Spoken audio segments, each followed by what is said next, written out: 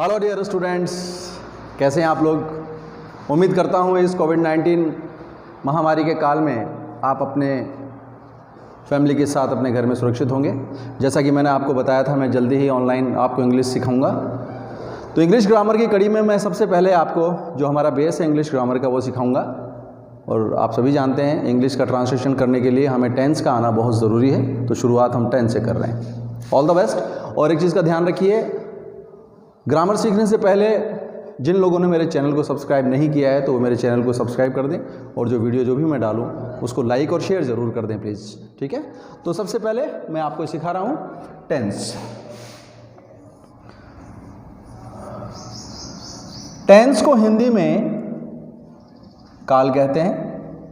हमारा समय जो है उसको 3 कालों में बांटा गया है।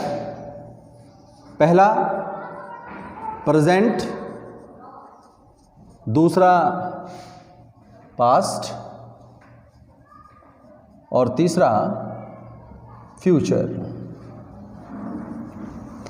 प्रेजेंट यानी वर्तमान काल, वर्तमान में जो होता है, अभी जो हो रहा है वो वर्तमान है, और जो समय बीत चुका है वो है हमारा भूतकाल, और आने वाला जो समय है वो फ्यूचर होता है यानी भविष्यत काल।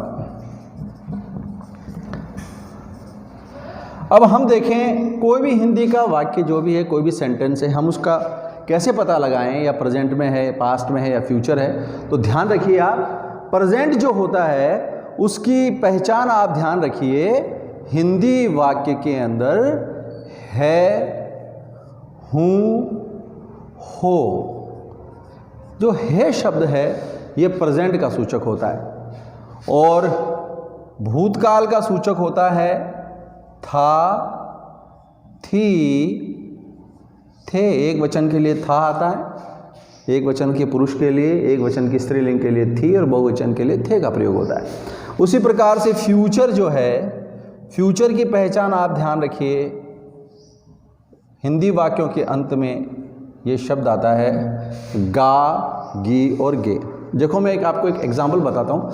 आप किसी भी हिंदी वाक्य को लिख करके आप देखेंगे तो आपको पता चल जाएगा कि ये प्रेजेंट में है, पास्ट में है या फ्यूचर में। फॉर एग्जाम्पल मैं आपको बताता हूँ, जैसे हमने एक वाक्य लिखा, मैं कल स्कूल जाऊँगा। मैं कल स्कूल जाऊँगा। इसमें अगर आप देखें तो इसके लास्ट में गा शब्द आ रहा है। इससे साफ जाहिर है मैं कल स्कूल जाऊंगा, भविष्य की बात कर रहा है। तो ये कौन सा टेंस है? ये फ्यूचर टेंस है, ठीक है। दूसरा वाक्य देखिए, हम पिछले वर्ष जयपुर में पढ़ते थे। यहाँ इस वाक्य को अगर आप देखेंगे तो इसके लास्ट में थे शब्द आ रहा है, और थे शब्द जो है वो किसका सूचक है? पास्ट का सूचक है। इसी प्रकार से तीसरा वाक्य देखिए, हम गुढ़ा में रहते हैं। यहाँ अगर आप देखें तो हे शब्द आ रहा है, इससे साफ जाहिर हो रहा है कि ये कौन सा टेंस है? प्रेजेंट टेंस है। तो आप किसी भी वाक्य को आसानी से मालूम कर सकते हैं कि ये जो वाक्य है ये प्रेजेंट में है, पास्ट में है या फ्यूचर में है। हम बात करते हैं कि जो प्रत्येक टेंस है, हर टेंस का जो 3 टेंस मैंने आपको बताएं, प्रत्येक के 4 प्रकार होते हैं।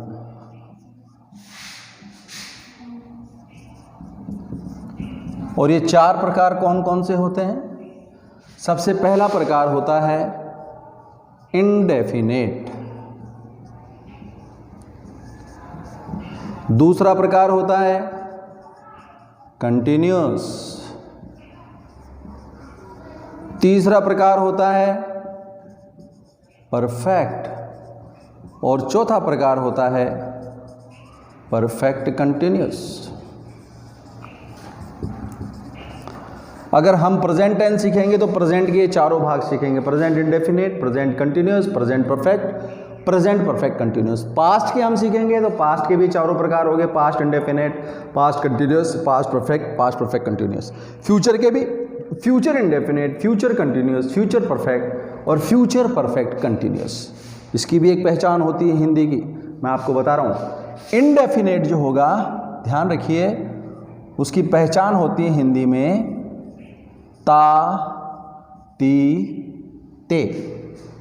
किसी भी वाक्य को, हिंदी वाक्य को आप पढ़ेंगे और अगर उसके लास्ट में वर्ब के अंदर, क्रिया के अंदर अगर ता जुड़ा हुआ है और हे आ रहा है तो आप आसानी से पता कर सकते हैं कि ये ता मतलब इंडेफिनेट और हे मतलब प्रेजेंट, तो कौन सा टेंस हो गया, प्रेजेंट इंडेफिनेट। उसी प्रकार से कंटिन्यूस जो होता है उसकी भी एक पहचान होती है हिंदी की, आप ध्यान रखिए, रहा, रही, रहे।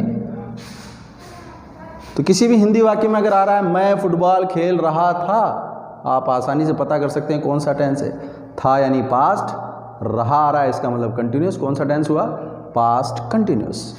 इसी प्रकार से परफेक्ट जो होता है उसकी पहचान मैं आपको लिखा रहा हूँ, वो होती है चुका, चुकी, चुके।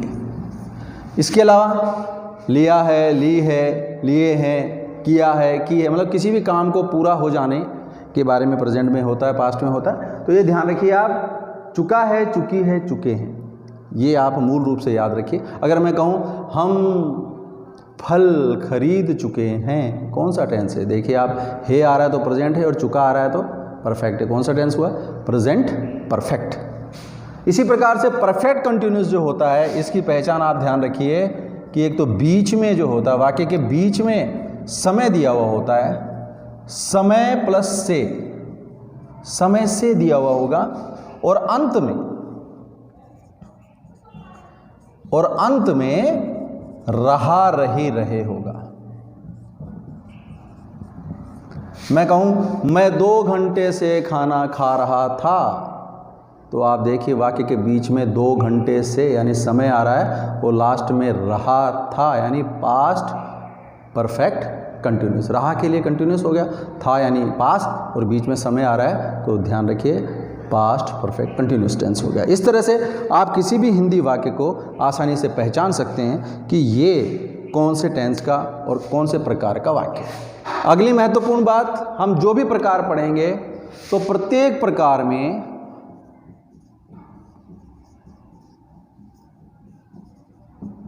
पांच प्रकार के वाक्य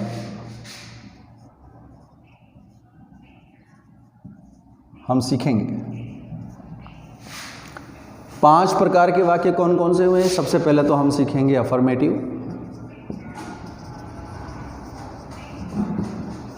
यानी साधारण वाक्य, इसको सिंपल सेंटेंस भी कहते हैं। दूसरा हम सीखेंगे नेगेटिव, यानी नकारात्मक। तीसरा हम सीखेंगे इंटरोगेटिव,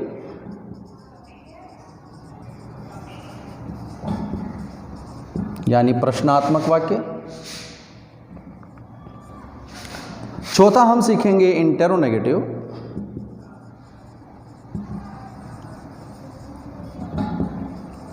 यानी प्रश्नात्मक नकारात्मक।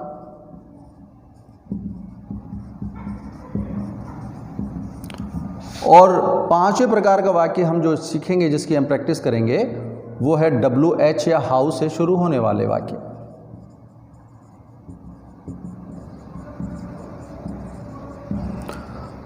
तो अगर हमने इन 5 प्रकारों को प्रत्येक प्रकार के टेंस में सीख लिया तो हम बहुत आसानी तरह से ना हम इंग्लिश का ट्रांसलेशन कर सकते हैं, बल्कि हम हमारी स्पीकिंग जो है इंग्लिश की उसको भी स्ट्रॉन्ग कर सके।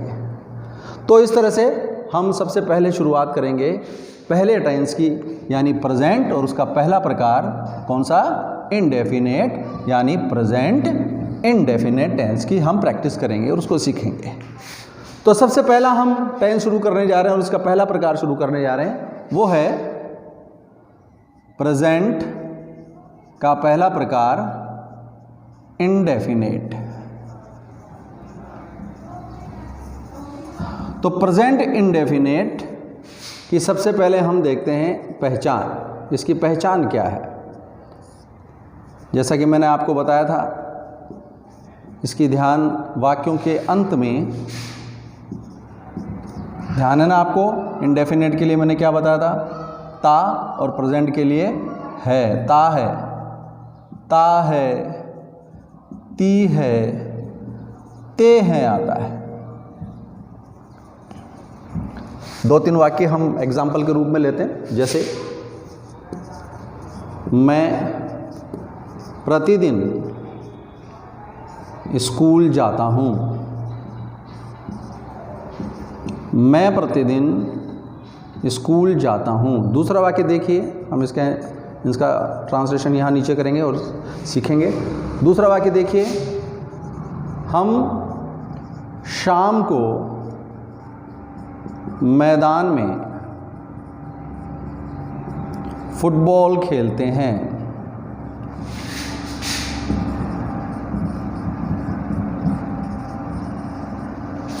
तीसरा वाक्य हमने लिया, रमेश जयपुर में रहता है।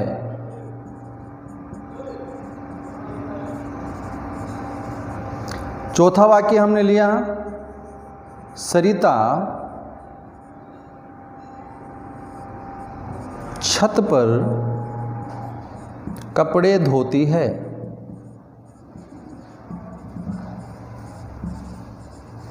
तो इस तरह से हमने देखा कि देखिए आप, ये जो चारों सेंटेंस मैंने आपको लिखा है, इसकी पहचान आप आसानी से कर सकते हैं। देखो, ता आ रहा है तो इंडेफिनेट है आ रहा है क्योंकि मैं के साथ हूँ का प्रयोग ही होता है, तो कौन सा टेंस हो गया, प्रेजेंट इंडेफिनेट। इसमें भी आप देखिए ते हैं आ रहा है, प्रेजेंट इंडेफिनेट, ता है, ती है, ते हैं। तो ध्यान रखिए, हिंदी वाक्यों के अंत में ता है, ती है, ते है आता है तो प्रेजेंट इंडेफिनेट टेंस होता है। अब देखिए इसका पैटर्न क्या है, इसकी इंग्लिश कैसे बनेगी, ट्रांसलेशन कैसे होगा। देखो इसका पैटर्न है कि हम सबसे पहले सब्जेक्ट जो होता है वो लिखते हैं। सब्जेक्ट यानी कर्ता, काम को करने वाला, जिसकी पहचान बड़ी आसानी से आप कर सकते हैं। किसी भी वाक्य में कर्ता कौन है, काम को करने वाला कौन है, इसकी पहचान जो है कैसे होती है, ये मैं अभी आपको सिखाता हूँ। सबसे पहले हम सब्जेक्ट लिखेंगे, उसके बाद हम प्रयोग करेंगे वर्ब की फर्स्ट फॉर्म का। तो वर्ब जो है, क्रिया जो होती है वो 3 फॉर्म में होती है, 3 रूप में होती है, फर्स्ट, सेकंड, थर्ड। वर्ब की 3 फॉर्म में कौन कौन सी होती है, नेक्स्ट वीडियो में मैं आपको बताऊंगा और सिखाऊंगा। इसके बाद जो हमें लगाना है वो है ऑब्जेक्ट, कर्म। वर्ब को हिंदी में क्रिया कहते हैं, ऑब्जेक्ट यानी कर्म होता है। और फिर जो बचता है वाक्य में उसको हम लास्ट में लगाएंगे, शेष। तो देखिए, किसी भी हिंदी के वाक्य को इंग्लिश में ट्रांसलेट करने के लिए हमें इन 3 चीज़ों का पता लगाना बहुत ज़रूरी होता है। और 3 चीज़ें हैं, सब्जेक्ट, वर्ब और ऑब्जेक्ट। इसके लिए मैं आपको समझा दूं कि सब्जेक्ट क्या होता है। सब्जेक्ट किसी भी वाक्य में होता है काम को करने वाला, काम को करने वाला जो व्यक्ति है, वो तो स्वाभाविक कोई व्यक्ति होगा, तो वो सब्जेक्ट होगा। इसका पता हम आसानी से कर सकते हैं। जो वाक्य है उसमें आप कौन, किसने, ये शब्द आप पूछ करके किसी भी हिंदी के वाक्य में कर्ता का पता कर सकते हैं, सब्जेक्ट का पता कर सकते हैं। जैसे इसमें अगर आप देखें, मैं प्रतिदिन स्कूल जाता हूँ, कौन जाता है भाई, स्कूल कौन जाता है, मैं, ये सब्जेक्ट है आपका। हम शाम को मैदान में फुटबॉल खेलते हैं, कौन खेलता है, हम सब्जेक्ट है। रमेश जयपुर में रहता है, कौन रहता है, रमेश, ये सब्जेक्ट है आपका। सरिता छत पर कपड़े धोती है, सवाल पूछो कौन धोती है, सरिता, ये सब्जेक्ट है आपका। इसके बाद दूसरी जो चीज़ है जो हमें ट्रांसलेशन में देखनी है, ढूंढनी है, वो है वर्ब। वर्ब यानी क्रिया। आप सभी जानते हैं जो भी वाक्य में क्रिया हो, काम जो हो रहा है वो क्रिया है। और आप सभी जानते हैं जितनी भी क्रिया है उस क्रिया के लास्ट में ना लगा रहता है, खेलना, कूदना, भागना, सीखना, पढ़ना। लेकिन ये ना जो है हट जाता है टेंस के अकॉर्डिंग, टेंस का जो प्रकार है उसके अकॉर्डिंग, उसके अनुसार वो हट जाता है ना। जैसे जाना होता है ना, लेकिन क्योंकि ये इंडेफिनेट का वाक्य है इसलिए ना हट करके ता जुड़ गया, जाता हूँ। खेलना होता है वर्ब, ना आ रहा है लेकिन इंडेफिनेट के हिसाब से इसमें ता जुड़ गया, ते जुड़ गया क्योंकि बहुवचन है करता है इसलिए। तो इस तरह से ध्यान रखिए ये वर्ब होती क्रिया, यानी वाक्य में जो कार्य हो रहा है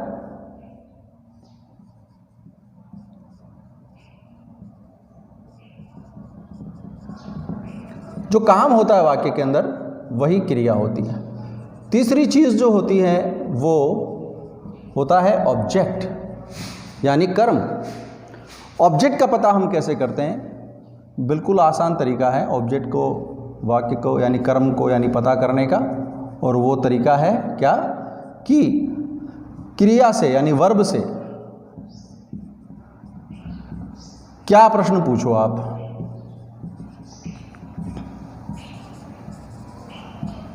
उसका जवाब जो है या उसका उत्तर जो है वही कर्म है। वर्ब से आपको सवाल पूछना, जैसे यहां पे वर्ब है खेलना, इससे सवाल पूछो क्या खेलते हैं? फुटबॉल, ये ऑब्जेक्ट हो गया आपका। रहता है, क्या रहता है? अब देखो इसमें ऑब्जेक्ट नहीं है, मैं आपको बता दूं जो क्या का उत्तर आता है वही ऑब्जेक्ट होता है। धोती से अपने सवाल पूछा, क्या धोती है? कपड़े, ये ऑब्जेक्ट है। अब देखो यहां आप सोचोगे जाता हूं से आप सवाल नहीं पूछ सकते, क्या जाता हूं, इसमें ऑब्जेक्ट है ही नहीं। फिर आप क्या करें, अगर क्या का उत्तर नहीं आ रहा है इसका मतलब उसमें ऑब्जेक्ट नहीं है, तो आप अपनी सुविधा के अनुसार कोई भी सवाल पूछ सकते हैं। जैसे जाता हूं से हमने सवाल पूछा कहाँ जाता हूं? स्कूल जाता हूं, हालांकि ये स्कूल जो है वो ऑब्जेक्ट नहीं है, आप उस ऑब्जेक्ट की जगह इसको रख सकते हैं। जैसे ये है रहता है, कहाँ रहता है? हमने क्या का जवाब नहीं पूछा क्योंकि क्या का जवाब इसके अंदर है ही नहीं, क्या रहता है, तो इसमें ऑब्जेक्ट नहीं है। तो आप सुविधा के अनुसार उससे सवाल पूछ के ऑब्जेक्ट की जगह उसको रख सकते हैं। ध्यान रखिए क्या का उत्तर जिस वाक्य में आ रहा है उसी वाक्य के अंदर ऑब्जेक्ट है, वरना उसमें ऑब्जेक्ट नहीं है। हाँ, आप सुविधा के अनुसार उसमें सवाल पूछ के उस शब्द को ऑब्जेक्ट की जगह रख सकते हैं। तो ध्यान रखिए सब्जेक्ट, वर्ब और ऑब्जेक्ट जो है वो आप सबसे पहले ढूंढें और फिर उस वाक्य को ट्रांसलेट कीजिए। अब चलो इसकी बात करते हैं हम। मैं, सब्जेक्ट हमने लिया, मैं यानी आई। उसके बाद हमने लगाना है, लिखना है वर्ब। वर्ब क्या है? जाना। जाने को इंग्लिश में क्या कहते हैं? गो। तो देखिए ध्यान रखिए जितनी आप वर्ब याद करेंगे वो मैं आपको कुछ वर्ब की प्रैक्टिस कराऊंगा। वोकेबलरी हमारी एक तरह से स्ट्रांग होनी चाहिए। नए नए रोज़ आप 10 वर्ब सीखिए, मीनिंग सीखिए, उसके द्वारा ही आप इंग्लिश को अच्छी तरह से कर सकते हैं। अगर आपको यही नहीं पता कि जाने को क्या कहते हैं इंग्लिश में, तो आप इंग्लिश कैसे बनाएंगे? खैर, तो यहाँ पे जाने को गो कहते हैं, तो हमने वर्ब की फर्स्ट फॉर्म यहाँ लगा दी। उसके बाद ऑब्जेक्ट, क्या जाता हूँ, क्या का उत्तर नहीं आ रहा है, फिर आप अपने हिसाब से इसका सवाल पूछेंगे कहाँ जाता हूँ? स्कूल जाता हूँ। तो यहाँ आप उसको टू स्कूल ऑब्जेक्ट की जगह लिखेंगे, लेकिन ध्यान रखिए आप ये टू क्यों लगा है, ये प्रीपोजिशन होता है। इसका एक अलग से मैं आपको टॉपिक सिखाऊंगा प्रीपोजिशन का। फिर शेष क्या रह गया, बाकी क्या रह गया? प्रतिदिन यानी एवरीडे। सेंटेंस में जब क्या का उत्तर आता है तभी मानिए आप उस वाक्य में ऑब्जेक्ट है, वरना नहीं है। हम शाम को मैदान में फुटबॉल खेलते हैं, इसमें हमने सब्जेक्ट देखा हम, वर्ब क्या है? खेलना। ऑब्जेक्ट क्या है? खेलने से सवाल पूछो क्या खेलते हैं? फुटबॉल, ऑब्जेक्ट दिया हुआ है इसके अंदर। बाकी जो रह गया शाम को मैदान में, ये हम लास्ट में लगाएंगे। तो सबसे पहले हमने सब्जेक्ट लिया, हम को इंग्लिश में कहते हैं वी। वर्ब लिखा खेलना यानी प्ले। फिर तीसरे नंबर पर हमने ऑब्जेक्ट लिया, खेलते हैं, क्या खेलते हैं? फुटबॉल। अब क्या बाकी रह गया? मैदान में और शाम को। मैदान में, मैदान में, इन द ग्राउंड या इन ग्राउंड, और शाम को इन द इवनिंग। अब आप देखिए इसमें मैंने प्रीपोजिशन का प्रयोग किया है, इनका दोनों में कैसे लगेगा ये हम प्रीपोजिशन टॉपिक में सीखेंगे। तो we play football in ground in the evening. अगला लीजिए, रमेश जयपुर में रहता है। सब्जेक्ट हमने लिया सबसे पहले रमेश, फिर वर्ब लेना है रहता है, रहने को इंग्लिश में क्या कहते हैं, लिव।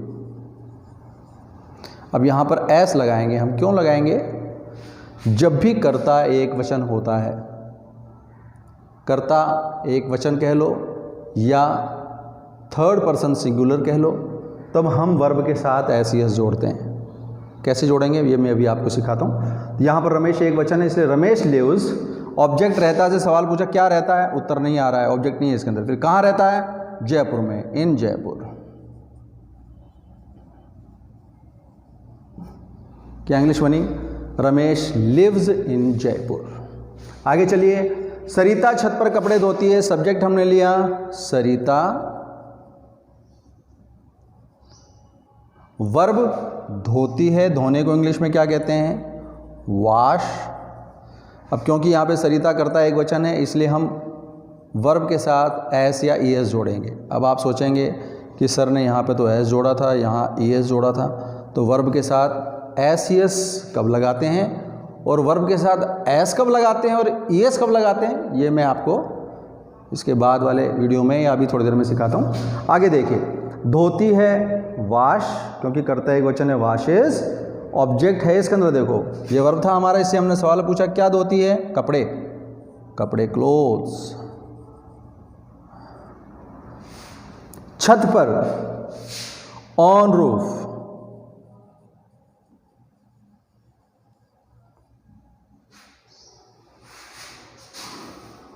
तो इस तरह से हमने देखा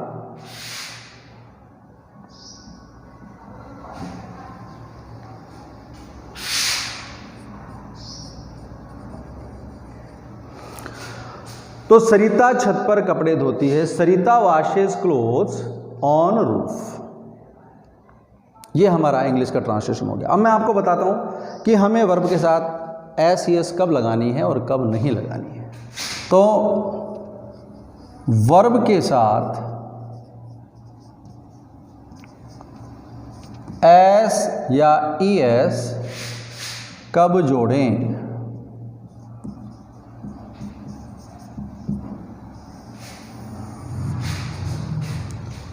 यदि कर्ता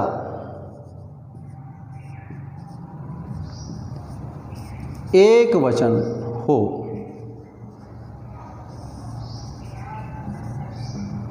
या थर्ड पर्सन सिंगुलर हो,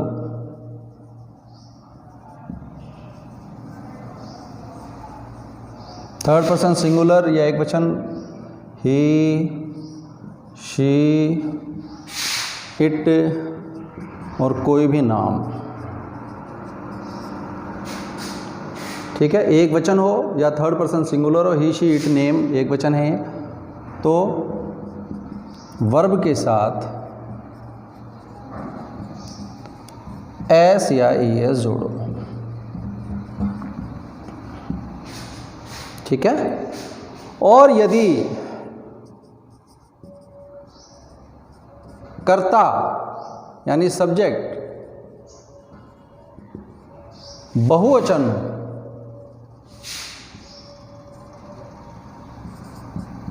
या फर्स्ट एंड सेकंड पर्सन, ये दोनों ही हो सकते हैं, सिंगुलर प्लूरल,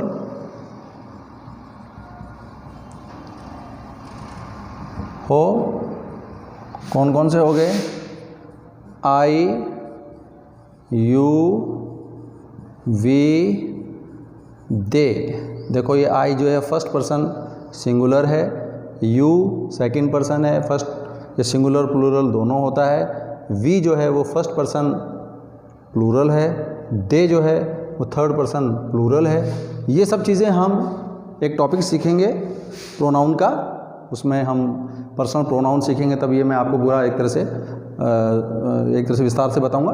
लेकिन फ़िलहाल आप ये ध्यान रखिए कि यदि कर्ता एक वचन हो तो हमें वर्ब के साथ एस यस जोड़ना है, और यदि कर्ता बहुवचन हो तो हमें सिर्फ क्रिया की फर्स्ट फॉर्म ही लगानी है। क्रिया यानी वर्ब की फर्स्ट फॉर्म में लगानी है।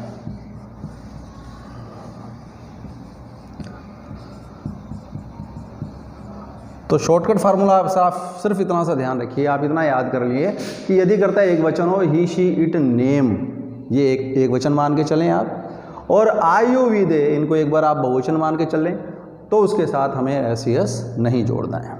अब देखिए 2-3 एग्जाम्पल हम सीखते हैं।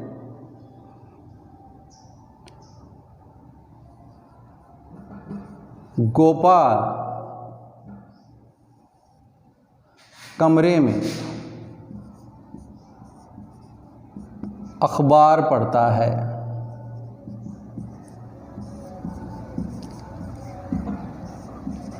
इसको हमें ट्रांसलेट करना है। तो जैसा कि मैंने आपको बताया था, सबसे पहले हम 3 चीज़ें ढूंढेंगे, सब्जेक्ट, वर्ब और ऑब्जेक्ट। सब्जेक्ट कौन है? काम को करने वाला। कौन पढ़ता है? गोपाल। सब्जेक्ट के बाद वर्ब, जो काम हो रहा है वो वर्ब होता है। यहाँ पर काम है पढ़ना, ये हमारा वर्ब हो गया। इससे हम सवाल पूछेंगे क्या लगा के, क्या पढ़ता है? अखबार, ये अपना हो गया ऑब्जेक्ट। शेष जो बच गया वो क्या है? कमरे में। चलो ट्रांसलेट कीजिए। सबसे पहले सब्जेक्ट हमने लिया गोपाल, उसके बाद वर्ब लिया पढ़ना, पढ़ने को क्या कहते हैं? रीड। अब देखो इस वर्ब में एस ई एस जोड़ना है या नहीं जोड़ना है। इसके लिए आप देखिए, कर्ता जो है हमारा, सब्जेक्ट जो है वो एक वचन है, बहुवचन, गोपाल एक वचन है, इसलिए हमें इसमें वर्ब के साथ एस जोड़। ऑब्जेक्ट लिखेंगे इसके बाद अखबार, न्यूज़पेपर, फिर क्या रह गया शेष? कमरे में, इन द रूम।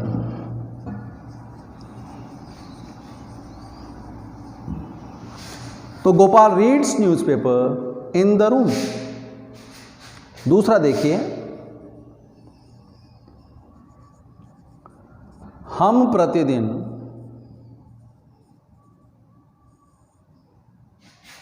सेब खाते हैं। सेंटेंस पहचान सकते हैं आप, ते हैं, इंडेफिनेट, प्रेजेंट है आ रहा है। बनाइए इंग्लिश। सबसे पहले सब्जेक्ट हम, वर्ब खाते हैं, ऑब्जेक्ट क्या खाते हैं? सेब, शेष क्या रह गया बकाया? प्रतिदिन। बनाइए इंग्लिश। सबसे पहले हमने लिया सब्जेक्ट वी, वर्ब लिया खाते हैं ईट। अब देखो एस ई एस जोड़ना है या नहीं जोड़ना? नहीं जोड़ना, क्योंकि वी बहुवचन है, या हम कह सकते हैं कि वी जो है वो फर्स्ट पर्सन है। फर्स्ट पर्सन सिंगुलर हो या प्लूरल हो, उसके साथ हमें एस ई एस नहीं जोड़ना है। खैर, वी ईट, ऑब्जेक्ट क्या खाते हैं? सेब यानी एप्पल्स, और शेष क्या रह गया? प्रतिदिन यानी एवरीडे। तो इस तरह से हम प्रेजेंट इंडेफिनेट वाक्य को आसानी से ट्रांसलेट कर सकते हैं। नेक्स्ट जो हमारा वीडियो आएगा उसमें मैं आपको बताऊंगा कि वर्ब के साथ एस और ई एस में से कहाँ एस लगाते हैं और कहाँ ई एस लगाते हैं और कहाँ एस लगाते हैं। तो आज के लिए इतना काफ़ी है। आप थोड़ी सी वाक्य बनाइए, प्रैक्टिस कीजिए, सब्जेक्ट वर्ब ऑब्जेक्ट ढूंढिए, इंग्लिश को ट्रांसलेट कीजिए। हाँ, एक चीज़ और का ध्यान रखूँगा आपको, नई नई वर्ब जो है वो आप एक अपनी कॉपी लीजिए, वर्ब खूब सारी वर्ब लिख लीजिए और उसको ध्यान में रख करके बहुत सारे वाक्य बनाइए। और अगर कोई समस्या आ रही है तो आप कमेंट बॉक्स में मुझसे पूछ सकते हैं। Thank you very much.